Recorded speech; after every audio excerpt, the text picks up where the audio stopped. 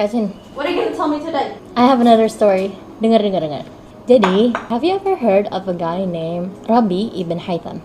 No. Rabi ibn Haytham ini salah satu ulama yang terkenal pada zamannya Kak Cin. Selain ulama yang cerdas banget, beliau ini terkenal sebagai orang yang pinter banget ngejaga lisannya Kak Cin. Beliau cuma menggunakan lisannya itu untuk 4 hal. Pertama, untuk nasihatin orang, nanyain kabar orang lain, berdoa atau zikir kepada Allah, terus yang terakhir untuk baca Quran. That's it, legit. So, one day, murid-muridnya beliau ini penasaran lah, datang ke rumahnya beliau, terus nanya kayak gini, "Wahai imam, apa rahasiamu agar bisa menjaga lisanmu? Padahal imam-imam lain, ulama-ulama lain, mereka tuh masih sering gunain waktu mereka untuk ngomong yang omongan kosong atau untuk sekedar bercanda gitu. Sementara engkau hanya menggunakan lisanmu untuk mengatakan hal-hal yang penuh hikmah." Beliau bilang kayak gini Kak Cin, "Wahai murid-muridku, kalian sampai saat ini masih ragu dengan adanya Tuhan Allah? Dan apakah kalian masih ragu bahwa Allah letakkan 2 malaikat di kiri dan kanan kalian yang mencatat amal baik dan buruk? Dan pasti demi Allah akan dibacakan dan dihisapkan di akhirat nanti." So that is the reason why Rabi ibn Haytham selalu jaga lisannya, karena beliau tahu apapun yang keluar dari lisannya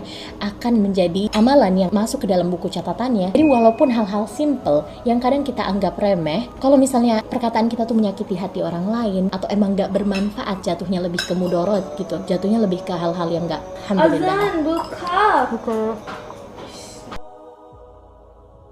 Wait, I'm not done. In one of the hadith, Rasulullah tuh pernah bilang kayak gini Kak Cina, "Man kana yu'minu billahi wal yawmil akhir falyaqul khairan aw liyasmut." Barang siapa yang beriman kepada Allah dan hari akhir, hendaklah dia berkata-kata yang baik atau diam. Rasulullah bahkan bilang ke kita, kalau misalnya kita nggak punya hal-hal baik untuk kita omongin ke orang lain, mending kita diam aja. Dan itu termasuk joke kita Kak. Kan kita sering banget ya ngejoke di rumah. Bukan hanya hal-hal yang gak bermanfaat, tapi kadang juga mungkin nyakitin hati orang lain. Maybe me to you atau me to Yaya. Jadi mulai sekarang kita kurang-kurangin deh, walaupun hanya untuk bercanda. Mungkin kita jauh dari Rabi ibn Haytham, tapi at least kita coba ke arah sana. I know, maybe right now banyak orang yang gak mau kayak gitu. Mungkin karena gak mau jadi outcast di circle-nya mereka. Maybe, mau gimana pun, nanti kita di kuburan tuh sendiri. Kita tanggung jawab atas perbuatan kita masing-masing. Dan di masa itu katanya, perbuatan walaupun yang sekecil zarah, itu bakalan kita pertanggungjawabin. Mau yang baik atau yang buruk. We better say things that are nice from now on.